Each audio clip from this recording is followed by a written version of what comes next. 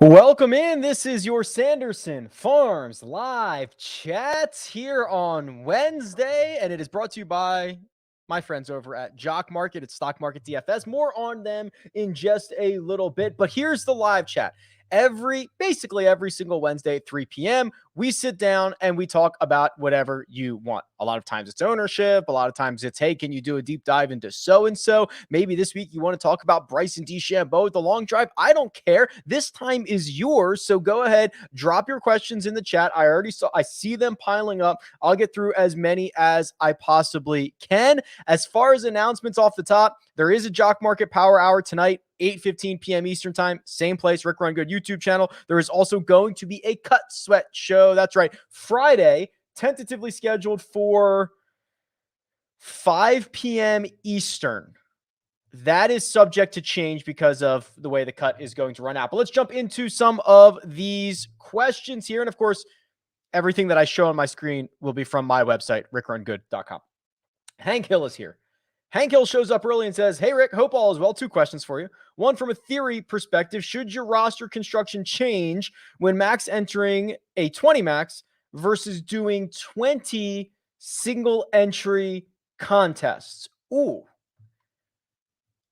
Yeah, probably. The idea, I suppose, would be that 20 different single entries the chalk will be chalkier in those. So I would almost rather you construct more contrarian lineups in the single entries. And then if you wanted to get access to the chalk and you were trying to decide where to do that, I would prefer that you take the chalk on the 20 max side. It won't be as drastic as going from a single entry to like 150 max, but I do think the single entry strategy is honestly, to me, it's the most appealing. It's the most intriguing. It gives everybody a level playing field. I think generally speaking, the chalk is going to be much chalkier. So Corey Connors this week, who I currently have projected around 33% owned, might push 40 in a single entry. Logan says, love all that you do. Thank you. I'm new to one and done, leaning HV3 or Mito. Is there anyone that you like better? So I have gone with HV3 in, the first cut one and done and other kind of one and dones that I'm in. It's just, I don't have to think about it. He's playing well. I don't have to worry about it for later. There's nowhere I'm going to save him for. Mito is much more of an unknown entity. Depending on what we find out about him over the course of the next 3 to 6 months, he might be a lot better or a lot worse than what we think he is right now. I will probably end up spending Mito during this fall portion of the schedule at some point, whether it's, it's not going to be this week for me, but if you wanted to use him this week, or you wanted to use him at an event coming up where he's likely to continue to be one of the top 5 favorites on the board, I think that's fine. Once we start getting into January, the fields are going to get deeper. Who knows what the state of Mito's game is going to be. So I would probably roll him out here in the next 7 or 8 events. If you're betting a 3-ball, do you want a volatile guy like Siwoo or a safer play? I know head-to-head, you prefer the safer guy, but I'm just curious if that changes when you add in another competitor. It does, but not much. So yeah, this is something that I mentioned, I think on the betting preview.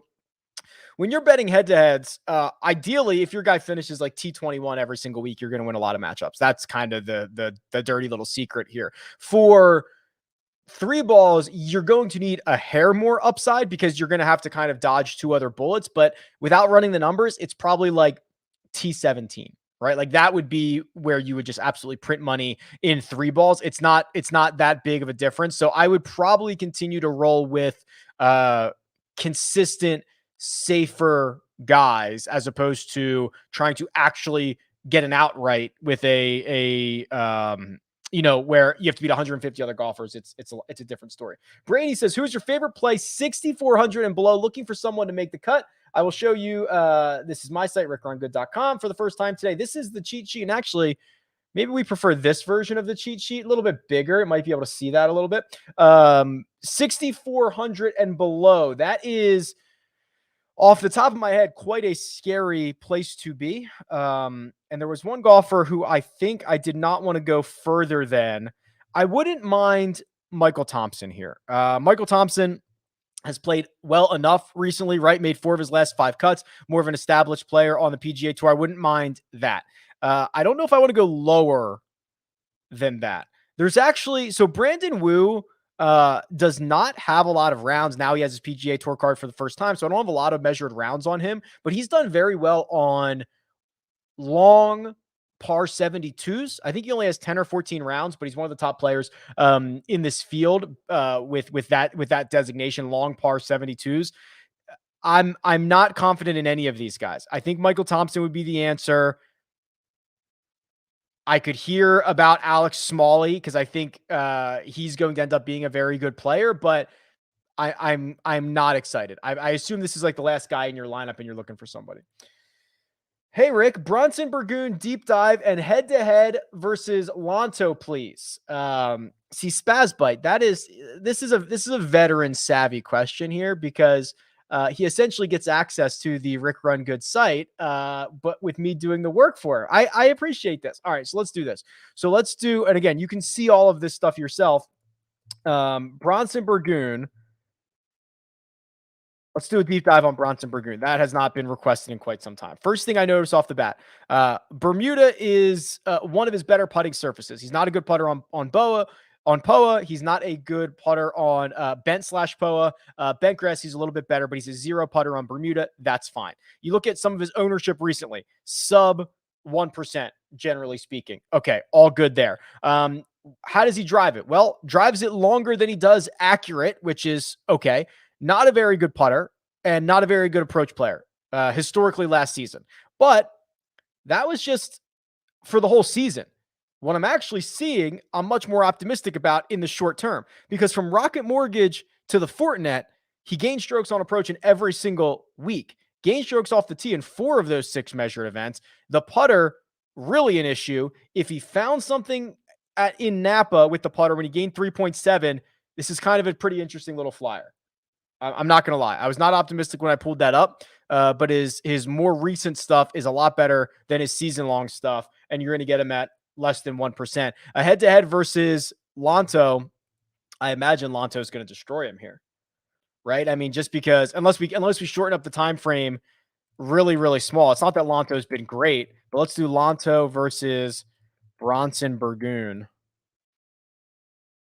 Since the start of 2020, it's 57% in the favor of Lanto. Since the start of 2021, it's 54% in favor of Lanto. And if we go really recent, let's do like the summer on, I can get it a hair in the favor of Bronson Burgoon. I don't know what odds you're getting, though. You should be getting odds on the Burgoon side of it.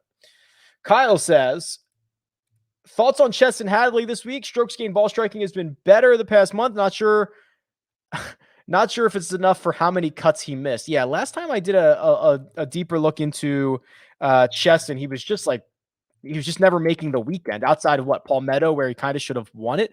So let's see what we have here. It's not the prettiest thing in the world. Approach play's been a little bit better. Off the tee's been a little bit better, right? He was really bad with the driver, John Deere to the 3M. He's been a positive driver in the 3 events since then. He's been a better approach player for 5 or 6. He just gives it all away on the short game, right? I mean, just around the green and on the green, it's super, super ugly. I'm not that excited about Chesson Hadley. Scott says, good afternoon, Rick. Good afternoon, Scott. Given the course, I felt Wolf might be a decent sleeper to get right here. I see he is your fade of the week. Yeah, I think I wrote that on Golf Digest. What is the biggest red light for you? I trust your gut over mine. Well, thank you, Scott. Also, listen, I don't want to spend your money. I don't let you spend mine. So if you like Matthew Wolff, I think you should go for it. I think this is the story that we have with Matthew Wolff at the moment. For now, the second time in the last year, he's kind of taken an extended break. He took an extended break from Zurich Classic to the US Open. The first event back, he looked much more like himself. The problem is he was not able to keep that going for the rest of the season, and now he's had another 5 weeks off.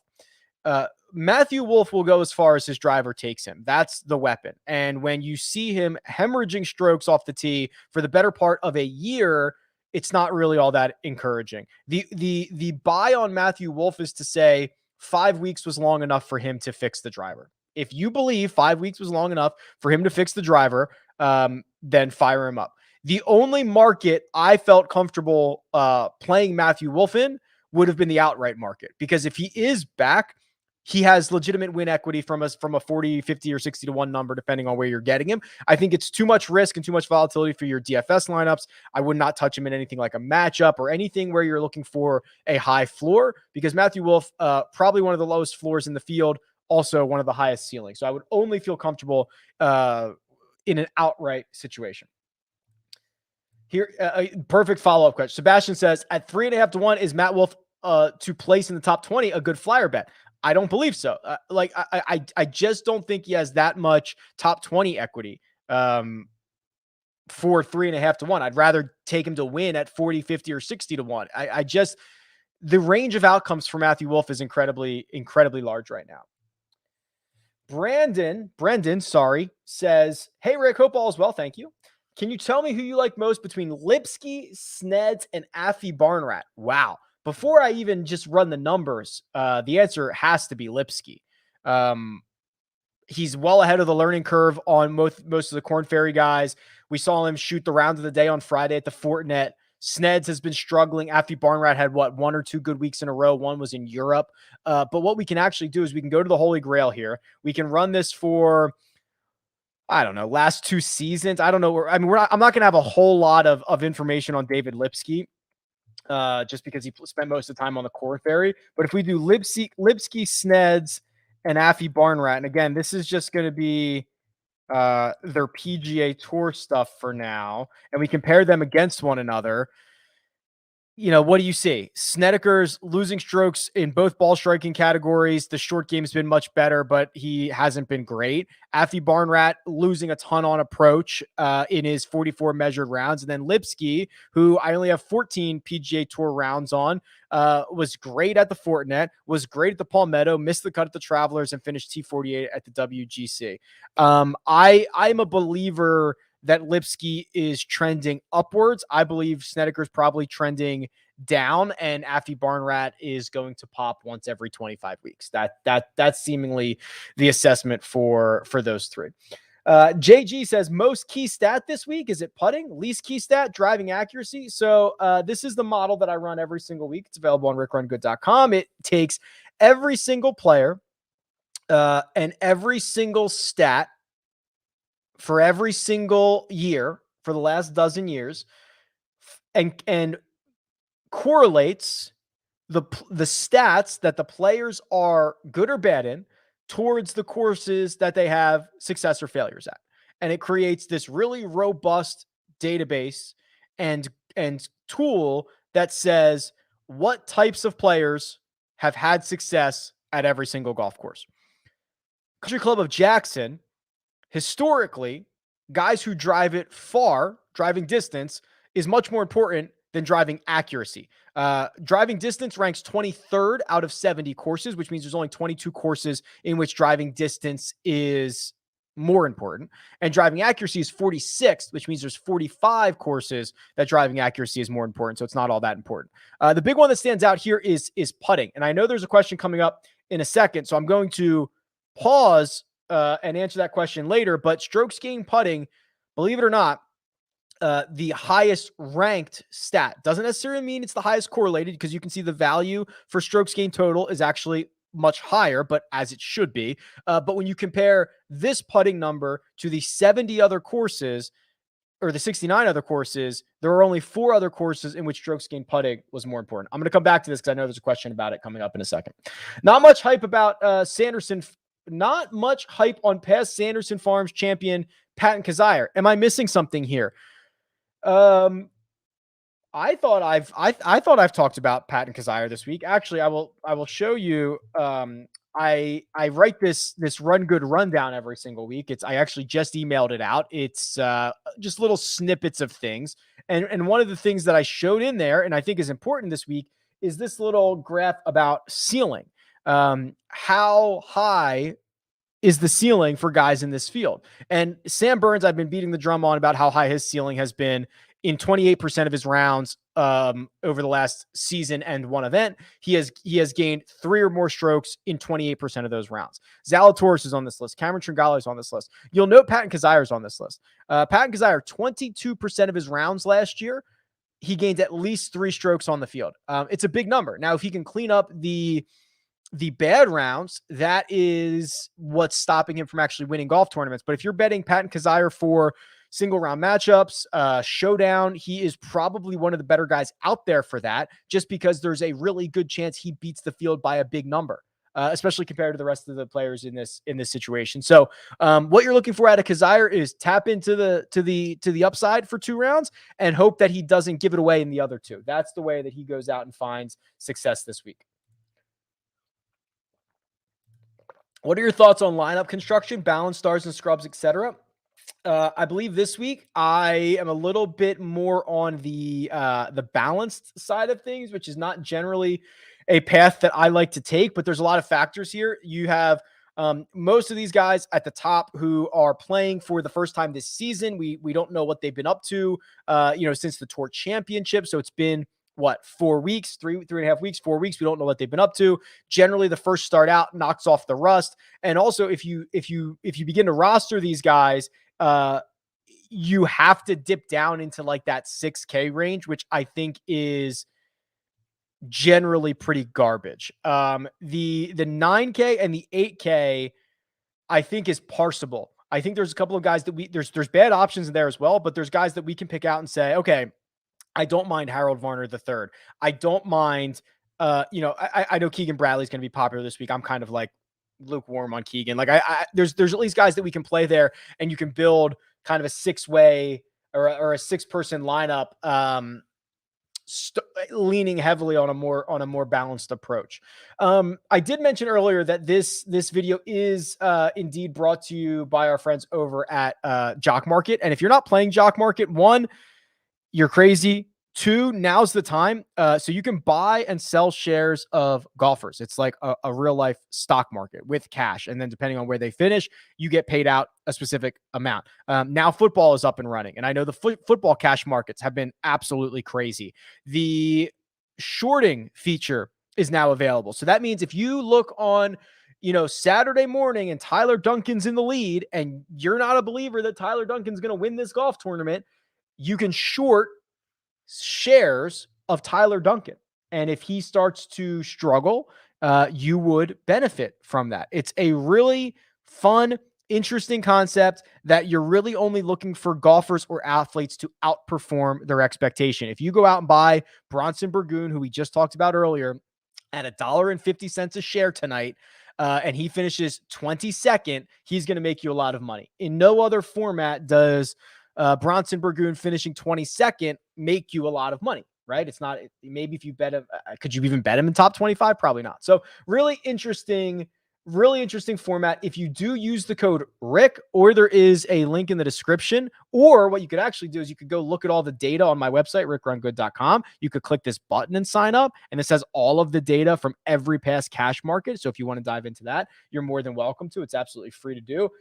It's fun. I love it. Use the code Rick, and there is a power hour tonight at 8:15. Joe Idonia and myself will be live on the Rick Run Good YouTube channel talking about that cash market. Can you spend 60 seconds on Denny McCarthy? I could probably spend more than 60 seconds on Denny McCarthy, but sure, let's do it. So Stevie says, solid last 3 years at Country Club of Jackson. That is correct.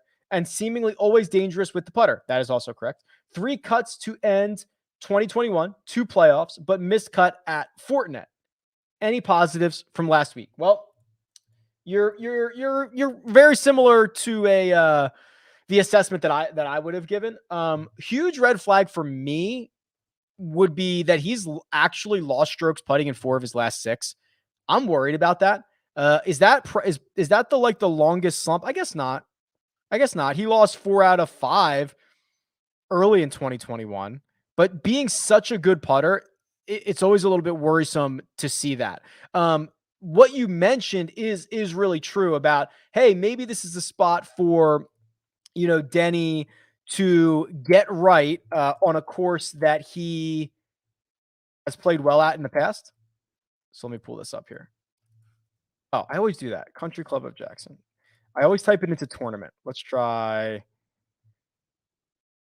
gonna find this course eventually. Am I absolutely crazy right now? Why is this not showing up? Jackson.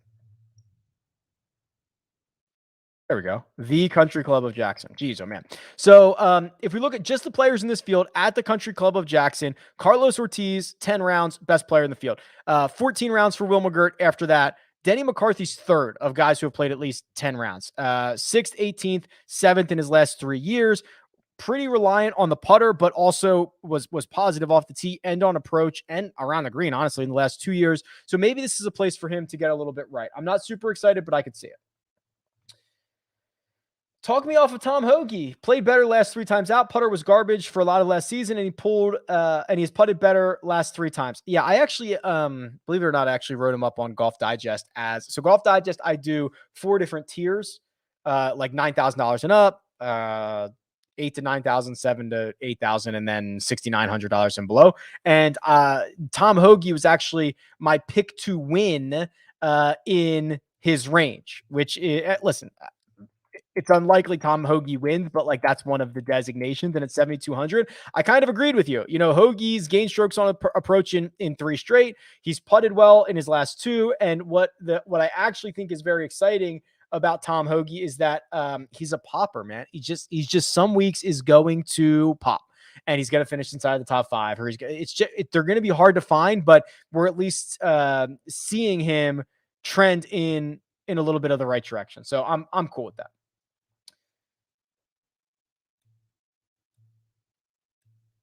Okay, this is the question I think I was referencing earlier. Mitchell, and it's a good question, says, Rick, thanks for all the content. Thank you.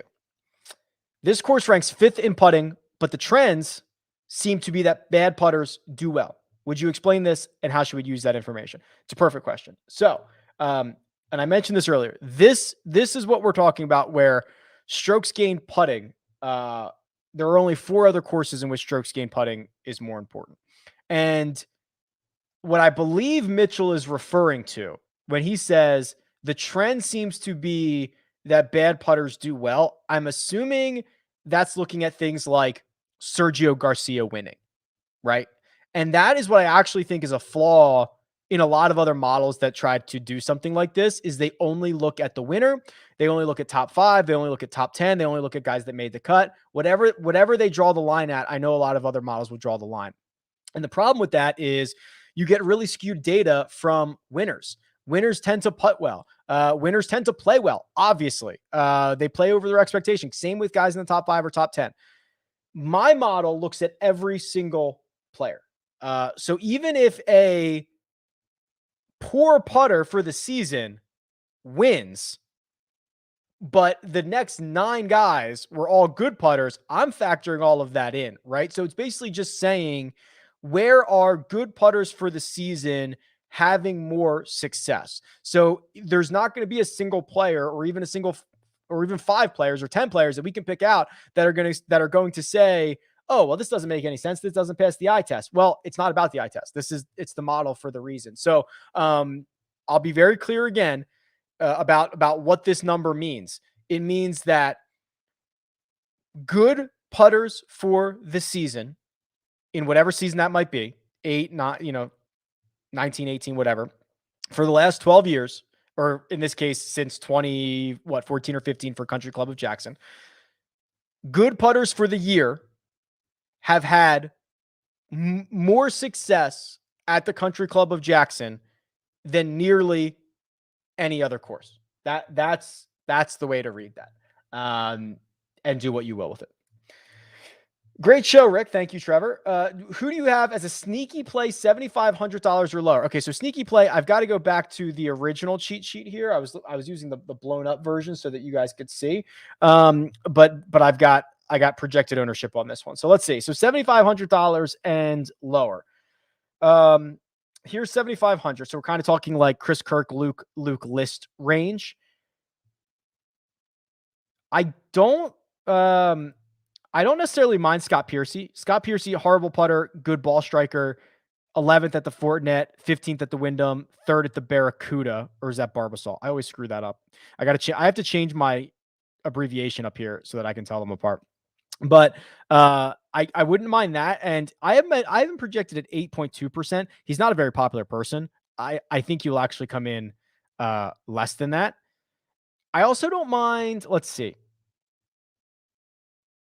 I do kind of mind these guys. Actually, Bronson Burgoon, I'm glad someone brought him up earlier. He will be like 1% or less. Good success here in the past, has played much better, at least struck it much better recently. I don't mind that. It's ugly down there. Is this Munoz's favorite tournament? Probably. Your choice between Augenstein, Malnati, or Sig. It's not Malnati.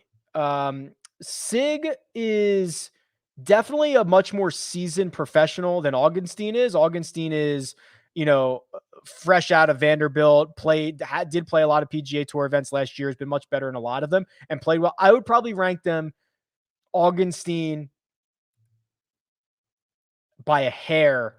No, I take that back. Sig by a hair over Augenstein, and then Malnati is a pretty big gap, I think. Super chat here. So, first of all, thank you, Phil. Says, what do you think about a Seamus Power outright or top 5? Yeah, I'm a big fan of Seamus Power. This goes back to when he played here in Vegas last Corn Ferry Tour. It was in May, and I literally was just watching. He was ball striking the hell out of it. And I was just at the long drive. Like I like seeing these guys do it in person. You get a different sense of it. Good news for Seamus Power. 6 of his last 8 events, he's got top 20s. He does it in a very sustainable way with the ball striking. He wasn't as good after his win, but that is common. Right now, he gets a little bit of a reset, a little bit of a refresh, has his tour card locked up, secured, first event of the season. Let's go. Seamus Power. I'm in on it. I will probably not bet it outright just because that's the way that I do this is kind of wonky, but I'll have a lot of like 50 to 60 to 70 to 1 guys this week, but I love Seamus Power. All good there. Good luck, Phil. And thank you for the super chat again. Top owned golfer that you plan on fading. I don't know if this is going to end up being correct. So I currently have Corey Connors at 33% owned and Mito at 16%. There's no way in the world Mito should be half the ownership that Corey Connors would be. Corey Connors would probably be the fade here. I love Corey. I think he's, a lock to finish inside the top 25, but what's the upside? What's the upside for a guy who can't putt? Mito, and also the problem with playing Corey is I also really like Mito and I also really like Sung J M. And that is, it's just not going to allow me to get as much exposure to Corey Connors as I would probably like, even though I think he's great and I think he's going to ball strike and I think he's going to be on the first 2 pages of the leaderboard, but I prefer other guys better.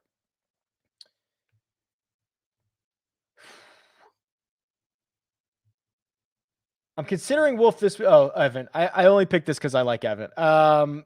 If you want access to Wolf, Evan, the only way to do it is betting him. That's it. Rick, can you explain? It says stocks gained putting, but I'm assuming that means strokes gained putting. Max Homa in round 3 2 weeks ago had 9 birdies and gained 0.337 for the round. How can that be with 9 birdies in the round? Well, he could have just been stuffing them, right? So if you give yourself 18 looks from, I can pull up this round that you're talking about. So let's see. What is it? Strokes gained by round. We will do Max Homa, who is not in this field. What was it at the Fortinet 2 weeks ago? So I'm assuming we're talking at the Fortinet. And in round 3, this one here, I have him gaining. Okay, yeah. Okay, so you rounded up. Okay. Yeah, because look at this. Because look, he gained 3.86 on approach. I actually think was that the day he holed out as well? No, maybe not. But 3.86 on approach means, listen, if you give yourself 18 looks from 8 feet, right? Every single hole, you have an 8-foot putt, and you make half of them and miss half of them. You have made 9 birdies and you are a dead zero in strokes gained putting because you're supposed to make half of those putts. So really, it's not that he vastly outperformed the baseline with his putter. He was a little bit better, but he was way over average with his irons, which means he gave himself a ton of looks. He actually probably left a couple out there. Who do you have winning the Champions League match day 2 on right now? Arsenal. Are they in it? I literally have no idea. I don't even know who's in it. Talked about Denny McCarthy. Go back and watch that. Hey, Rick, love the content. Have any advice for someone who's losing interest in playing fantasy golf? This year has been pretty tough, and money flows have been flowing negative from GPPs. Yeah, so listen, golf is hard. Golf is a very hard DFS sport. Not only is it a new course every single week and new players, but it's played outside. There's luck involved, and there is no real way to correlate, right? It's a lot easier to play NBA DFS in theory. In theory, I know it's hard, but like, hey, here are the games with the highest projected totals for tonight. I'm going to play 3 guys from that team, 2 guys from the other team, and then a couple of guys from the next highest game. And you're like probably going to do okay. You can't really correlate in golf. So it's really, really hard. So what I would tell you is, what are your goals? Are your goals to make money? If your goals are to make money, maybe don't play huge GPPs. Try double ups. Try much smaller single entry contests where you're already on a level playing field. Try different formats. Try showdown. I just think you're going to find something where it's going to click in your brain. Or if you're playing for entertainment, then who cares about losing, right? I know that's weird to say, but that's the truth. You got to kind of figure out what your goals are. But I don't know. It's hard for me to say because I obviously love it. Thoughts on Mito over Siwoo at -112? I can run it. Now, I'm not going to have nearly as many rounds from Mito, but I can do it since Mito's debut, which was like July 4th-ish, and Siwoo. I have Siwoo winning this 84% of the time. There's just such a small sample size. Actually, what I'll do is I'll actually change this. Let me do this, though, because I know Mito came up. Yeah, there's just a tiny sample size. I wouldn't trust this. I've got like only a handful of tournaments for either one of these guys. I have Siwoo being a very big favorite, but this is not. I wouldn't trust it. Personally, how do I feel about it? Well, I do, in theory, like targeting very volatile golfers like Siwoo is. Siwoo is the antithesis. Did I use that word correctly? Of Corey Connors. Connors is going to be 18th to 27th often. Siwoo's going to be 2nd, dead last, 5th, 130th. Like, it's going to be all over the place. I do like in general targeting those guys in matchups.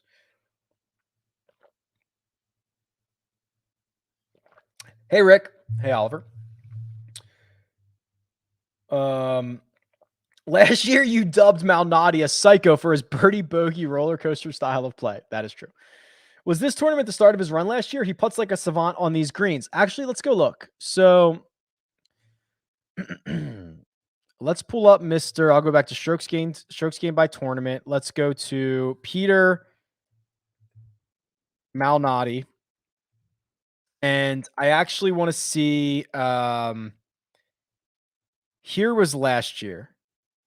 So he gained, I should show my screen. Sorry, my bad. So he gained a bunch of stroke. I mean, he was great putting coming into that event, right? Gained 4, gained 5. Punta Cana, we don't have the numbers on. Gained 9. Yeah, this was a crazy stretch of golf from him. We haven't seen anything like that remotely recently. He is putting a little bit better, but nothing recently. I do want to see, you mentioned his Bermuda stuff. Let's confirm that. So here's Peter Malnati on Bermuda. He's all right. He's like a small positive right over his last 12 or so. A lot near 0. One really good week, one really bad week. Missed a lot of cuts. Yeah, I don't know if I'd call him a savant. There is another super chat here. John Jefferson, thank you very much, says, hey, Rick, are you in on Kevin Tway like the model? Oh, yeah, let me show you what I found here. So Kevin Tway popped up, and thank you for the super chat. I appreciate it. Kevin Tway showed up in the model, and it scared me. It frightened me. It scared the dickens out of me. And I had to try to figure out why. And I guess it kind of makes sense. So the model says strokes gained putting is one of the most important stats. And look at what Kevin Tway has done. 1, 2, 3, 4, 5, 6, 7, 8 consecutive measured events. He's gained strokes putting. It is probably, almost certainly the best. Well, one of the best putting stretches of his career. He had something similar about 3 years ago. But this is interesting because Kevin Tway, I don't think anyone would have ever have said, like, what's Kevin Tway known for? The putter. No. He's like a distance guy, right? Driving distance, 25th, driving accuracy, 182. So I don't twist my words here. Kevin Tway is a light version of Cam Davis. Remember when at Cam Davis where we were like, oh, Detroit Golf Club, this is by far, if I could put him on any course, it'd be this one. I feel that way about Kevin Tway, but I feel like 40% of that. Like, I don't think Kevin Tway is going to win, but I feel like if there was ever a place for him to play pretty well, it would be right here. And thank you for the super chat. I appreciate that. Andrew asking the tough questions. Are you going to play any WSOP events? I would love to. I don't know. Maybe. I'd be down to drop, like, do they have I think it starts tomorrow, 2 days. I think October 1st it starts, and I know they're setting up. I know people are flying in. I would probably play do they have like a $500 or $1,000 buy-in, something like that? The problem is I don't want to do something that takes like 3 or 4 days. I want to play like a super turbo $1,000, just get my kicks out of it. But I don't know. And I've actually been playing online WSOP.com, and I've been doing okay. So if you see me on WSOP.com, say what's up. Also, I think I have a promo code for WSOP.com, but I don't know what it is off the top of my head, and I haven't promoted it yet. But if you're waiting to sign up, email me. I probably have a code for you for free money, but I don't know what it is. And are you going to have a meetup at Shriners? Okay, I'll be at Shriners and CJ Cup.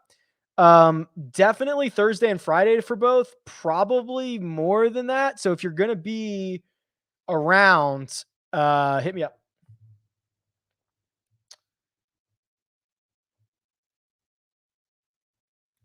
Hey, Rick. When doing head-to-head matchups, to choose my players, is there a way to put one golfer on one side and pick 2 to 3 on the other side? Or do I have to do one matchup at a time? You have to do one matchup at a time, but I'm writing that down because it's a good idea. I could probably do that. I got my sticky note thing here, so I'm gonna write that down. So Pop says head-to-head versus multiple opponents. It's a good idea. I'll try to do that. Who's a good pick for first round leader? Well, there's a couple ways we could do this. One, volatility, so I can show you this chart again.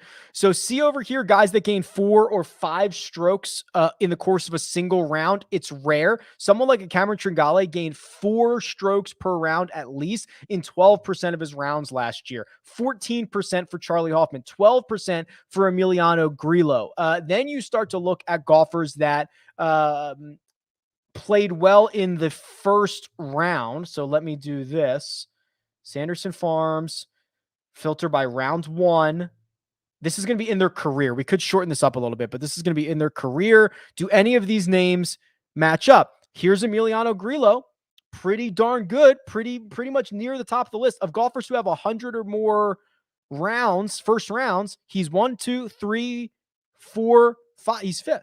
So maybe we're just going to roll with Emiliano Grillo. He's got the upside, right? We saw that. He's got the upside, and he generally gets off to a hot start. Good luck. Hey, Rick, got a one and done issue. I'm way behind on questions. My bad. I'm going to try to run through a lot of these. Hey, Rick, got a one and done question. I'm completely 50-50 exactly. No wiggle room in either way between Sungjae and Hoffman. And I don't know who is a better play or who to hold for future events. Both seem to have peak performances at the same events.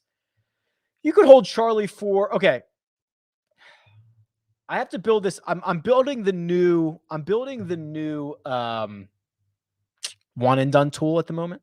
But what you could do is this. So you could go to the Holy Grail, go to results, go to Charlie Hoffman, and go to and add Sung JM as well. Hold control or hold command. And let's look at the places that these guys are the best. With at least a little bit of a big sample size. So the smart place to probably hold Charlie Hoffman is for Valero, right? But see, he's probably not going to be the best player at Valero, or close to it. So that's kind of tough to do. Sung Jae at Bay Hill, that's not bad. Or Sung Jae at, yeah, you could play Sung Jae right after the New Year, PGA West, average 11th place finish there. Charlie at Glen Abbey. I don't think they're going back to Glen Abbey. They're going to St. George's for the Canadian Open. Charlie at Kapalua. I don't think he'll be there for that. The Scottsdale one, I guess, is kind of interesting because both of them tend to play well at Scottsdale. Yeah, and TP. Yeah, I would say for this week, I would play Sung Jae this week. Great putter on Bermuda. Looks like he's in form. And Charlie Hoffman, you can play at Waste Management or San Antonio, or let's see where else you could play Charlie Hoffman. Let's go to where he's played a lot. Whoops. Sorry, mate. I just get so into these questions. I know I should be moving on. You could play him at Colonial. You could play him at. I don't think you want to play him at Augusta. East Lake, you definitely don't want to save him for that. There'll be better options. Match play? If you have a match play one, that's not so bad. Sorry, I just get so into these questions. I'm moving on. Hey, Rick, I like Joseph Bramlett. Course fit in recent form. Is he good on this putting surface compared to other putting surfaces? And can you get there this week? I do like Bramlett. He is long and inaccurate, and he just got into the winner's circle, and I like that. And I believe he's bad on all putting surfaces, but I believe Bermuda is not his worst. Yeah, it's still bad, very bad, but it's not his worst. Yes, I'm in on Carlos Ortiz. Yes, I would. No, I'd probably not take him over Sebastian Munoz. Hey, Rick, what should I eat for dinner tonight? Rotisserie chicken or spaghetti? Rotisserie chicken. That was the easy one. Any love for Mackenzie Hughes and or Patrick Rogers? No, I'm sorry. Hey, Rick, how would you go about building 150 max this week? How many golfers do you usually keep in your player pool? That is a question from Cameron. And I believe Cameron is, I think he's new to RickRunGood.com. So welcome. Unfortunately, I don't have a good answer for you because this is completely up to your own risk tolerance. The smaller the player pool that you have, the higher risk, higher reward you will be. The more spread out you are, the kind of like,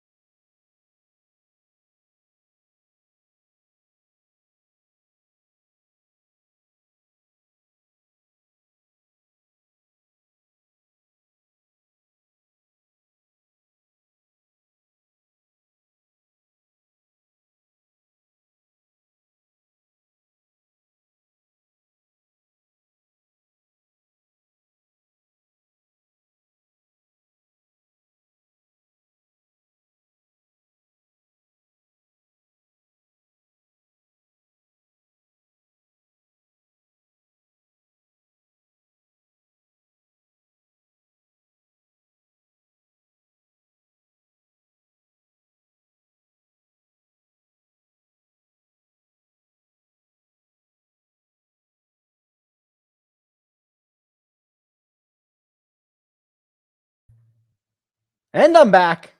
I believe I'm back. Little internet issue. Apologies. Dropped out. I restarted it.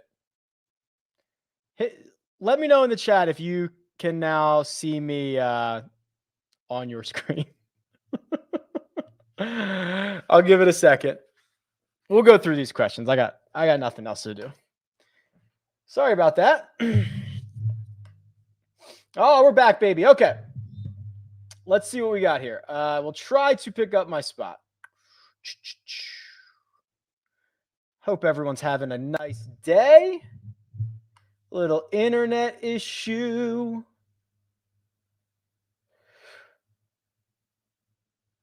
I'm just looking for my spot again here. Okay. I don't know for sure, so I'm gonna try to pick up. John Jefferson, Rick, who's your favorite active PGA golfer? Least favorite? So I won't tell you the least favorite, but it's really hard for me to have fandom. I think I'm too close to it now, right? And I've met a lot of these guys, and they're all really great guys, and I root for them, and it's really hard. I like what Rory has become. I really love watching. Believe it or not, and I give him a hard time all the time, I really like watching what Bryson's doing.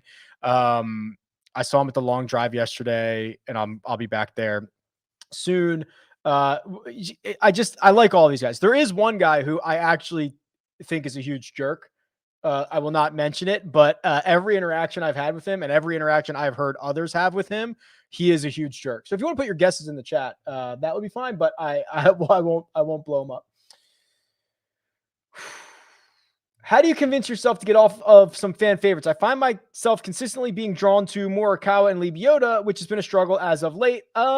Generally speaking, I don't use a lot of opinion or emotion in these. You know, I'm good or bad, pretty dependent on the math and pretty dependent on the strategy. And sometimes convince yourself it's a life hedge, right? If you like Morikawa and he wins, you're going to be happy. If you don't play him, fine, but it's a little bit of a life hedge, right? And then you can get off some of the fan favorites, and if they still win, it's okay.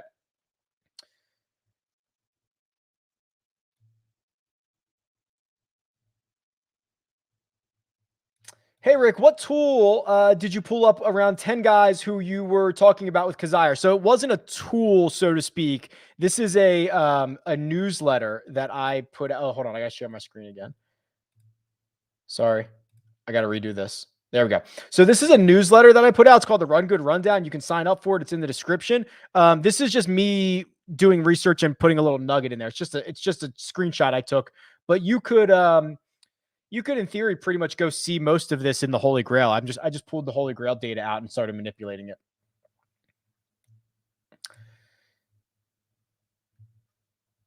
Quick clarification on the correlated stats. Are the models run on the pre-tournament stats for the previous years, i.e. golfer stats as of 9/27 for the tournament starting 10/1?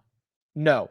So it's a good question. The problem with that is I tried this and I used to do this. The problem is early in the season, you get a lot of really noisy data.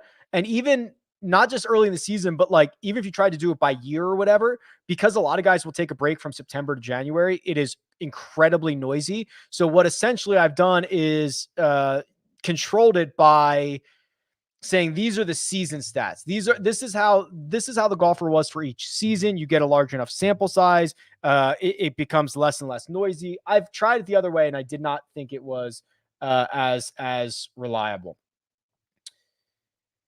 Hey, Rick, who do you prefer between Cam Davis and Kevin Streelman? Yeah, so I love Cam Davis, especially in a spot like this, but he has not been all that good since his win. And even his win was kind of not in Cam Davis fashion, which I think is scary. So even when Cam Davis won, he was unbelievable in the short game, right? Gained 3 around the green, 3 on the green. We haven't seen anything close to that recently. And also he kind of hasn't driven it all that well. This would in theory be a good spot for him. Drive it far, raw talent, make a lot of birdies. Don't worry about accuracy, but I'm worried about this. So I think the answer is probably Kevin Streelman. Hey, Rick, quick random question. Have you thought about adding a winner circle or top finish section on your website to people who have a top finish or take first in a DK featured entry that are members of your site? Then you could offer some sort of giveaway if someone makes the list or something like that. Just a random thought. I did not notice anything like that on DFS. So I have thought about that, and I've generally decided against it. The idea being, I like when people send me a message and say, "Hey, Rick, thanks for your help. I won the Millionaire Maker or whatever, or I won $200,000 or whatever." And I love that, and I like to share that. But I think it's a fine line between me. Like, I also don't want to take credit for it. I I don't make decisions for you. You make decisions. I don't spend your money. You spend your money. You don't need to thank me. You clicked the buttons. You put it in. I love offering a tool that helps you make decisions, uh, hopefully more efficiently and hopefully make better decisions. But I think there's a fine line for me of just congratulating people versus trying to somehow take credit for them, which I don't want to do.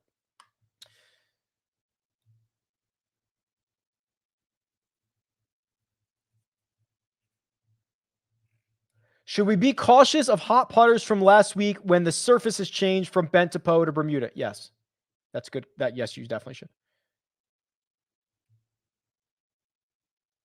This one just says, "Hey Rick, hi." we're having a weird chat today. Um. Okay, Phil, this is a good question. What about Sepp Straka? You hating on Coach yesterday? Yeah, that's part of the shtick. We hate on Coach about picking Sepp Straka. The good news about Sepp Straka, you know exactly what you're going to get. He's either going to miss the cut or he's going to finish in the top 15, and he is at least going to strike it well. I mean, this is a pretty impressive stretch of ball striking, right? You know, last five of his last six, he's gained strokes on approach, but it doesn't always translate because he's really horrible around the greens and sometimes can lose it big in other areas. But look at this: cut, 15th, 10th, cut, 10th, cut. He's boomer bust. He is what it is. I don't think that he really ever foreshadows a lot of the success, right? Did we think that this top 10 the Travelers was coming when he went 1, 2, 3, 4, 5, 6, 7 measured events in a row, losing strokes on approach? No. So you're never going to know. And that's okay. Sepp Straka is a dart throw. If you are playing Sepp Straka, that's fine, but know what you're getting yourself into.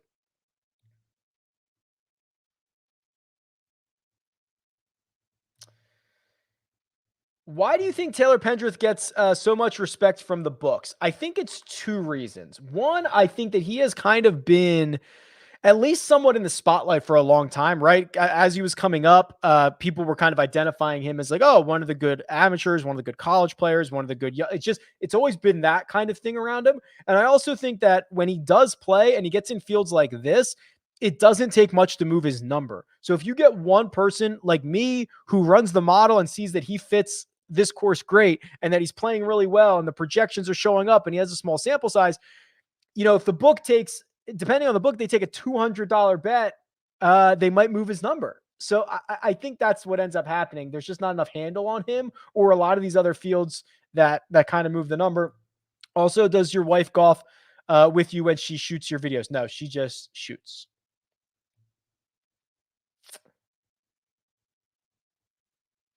I answered this question a little bit earlier, Evan. It says, "Hey, Rick, should we put much stock into putting, considering guys like List, Garcia, and Champ have competed here?" The answer is obviously still yes, because frankly, you just pulled out three bad putters that have had success.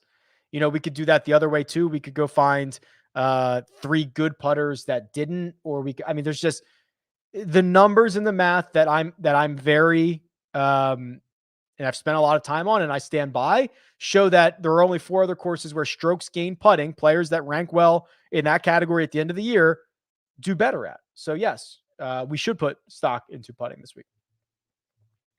Hey, Rick, of the players in your model that you have winning at the longest odds, sorry. Of the players in your model that you have winning, who has the longest odds? Leave a like. Also, here's what's very important. There is a WSOP Super Turbo Bounty 1000. That's on the 5th, and a Super Turbo 1-day event that I like, November 21st. Maybe I will Maybe I will play that. That would be kind of interesting. I just want to get it over with. I want to like have I don't want to like grind for 5 days. Okay. Who in the model has the longest odds? So here I can go to the tournament predictor tool here. This is where I've simulated the event 1,000 times, and we can kind of find some good intersections of long shot and guys along and guys enough to win. So I usually draw the line at like 4%. If they win at 4% of the simulations, that's like a pretty good chance of them winning. Of those golfers, the longest odds you can get on any of them are probably Seamus. Seamus Power 45-1 at FanDuel.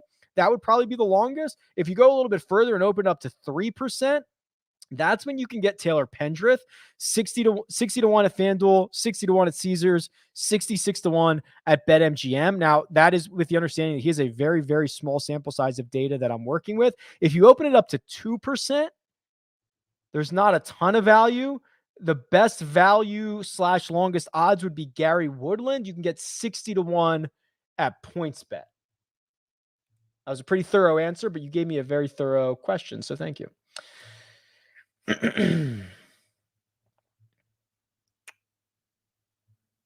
all of the people guessing who the jerk is.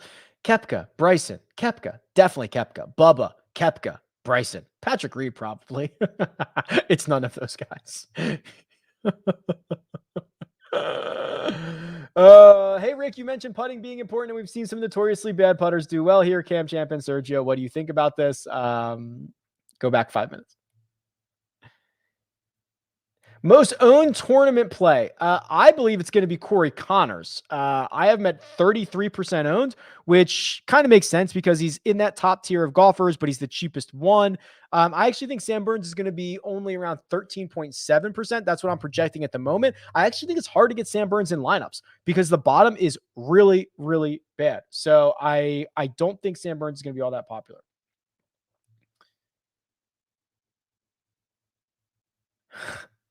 Have you made a 2022 goal to gain some speed after watching the long drive? Need the Rick Run Good speed training vlogs. Yeah, that is. Those guys are so crazy, man. The way they cut it loose, that is probably not happening, but I love the idea. That's so good. Rick, new user on the site. Love it. Thanks, Scott. Do you think Sam Ryder is flying under the radar here? Let's find out. We can do a little bit of a deep dive on Sam Ryder. He actually showed up. I feel like I run so many things each week, and like when names pop up, I try to be like, oh my God, that's blah, blah, blah. Okay, so what we have here is, I would argue, a little bit of better recent form. The stretch from the US Open to John Deere was horrid. He's been a lot better since then. Gained 11 strokes at the Barbasol. See, this is what's kind of interesting. So you can look at this and say, wow, he's constantly a loser on approach, but he figures something out at Barbasol and gains 11 strokes on approach. That's not going to happen again. Like, unlikely for any, like gaining 11 strokes on approach, that might be the best number ever. But he clearly found something, right? Because now after that, he gained strokes on approach in 3 of his last 4 measured events, which is something he really wasn't doing all that often before this. So he might have found something there, which is a little bit encouraging. The driver is starting to get a little bit better. The putter, yeah, this is fine. I don't mind this. It definitely looks to me like he found something. And Bermuda is his second best surface behind Bent. I could see that. Those stats indicate to me someone who's finding a little bit of something.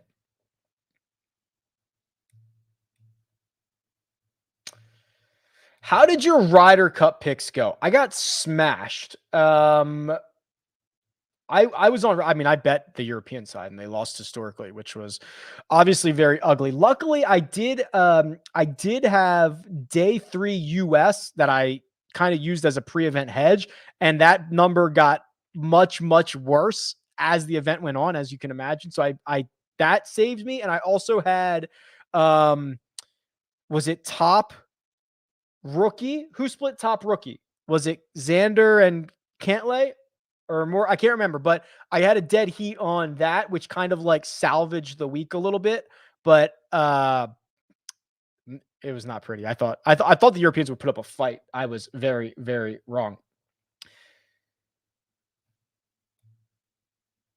Will any Corn Ferry Tour guys who struggled last week bounce back? I think you need to give them the opportunity to bounce back.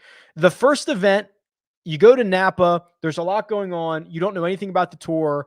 You don't always play well. We saw this with Mito, right? When Mito came up, he missed the cut at Rocket Mortgage first event, and then he got comfortable. Now that might be quicker than most guys who get comfortable after just like one event, but we're going to see that. We're going to see Grace and Sig get more comfortable. We're going to see, I don't even know who a good example would be. Like, we're going to see these guys get more comfortable as the weeks go on. And I do think the Country Club of Jackson's pretty comfortable, right? It's not Napa where there's wineries everywhere. It's Jackson, Mississippi. It's a course that's not all that penal. It's much closer to just like Birdie Fest, Corn Ferry Tour golf. I think this is going to be a really good spot for those guys. Phil, super chat, thank you. It just says Hudson Swafford has a couple of recent 10+ strokes gained tee to greens. Yeah, Hudson Swafford, if he could putt, would be a force. Gained 12 at the Palmetto, 10 at the Northern Trust. The problem is he's just so inconsistent, right? And look at this. It doesn't even matter. Anytime he gets around the green, it's just all apologies. I should share my screen there. It's just all garbage after that. It's really fascinating. I'm still pretty bullish on it because there are a few guys who have that upside. Thank you for the super chat, Phil.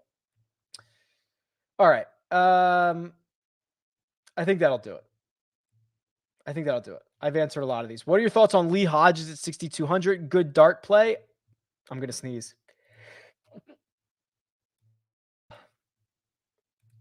Sorry. I think he's better than the other $6,200 guys. I don't think he's all that good, but I think he's better than all the other $6,200 guys. Okay, that'll do it. A couple other things. First of all, thank you. Thanks for bearing with me on the internet outage for the moment there, but I'm actually surprised the feed kept going, which was actually nice. Join us tonight, 8:15 p.m. Eastern time. Rick Run Good YouTube channel. We'll talk all about Jock Market. We'll give away some money. Sign up for RickRunGood.com. I love it. You'll love it. Pet your dogs. And honestly, just have a great week, guys. Enjoy it. See ya.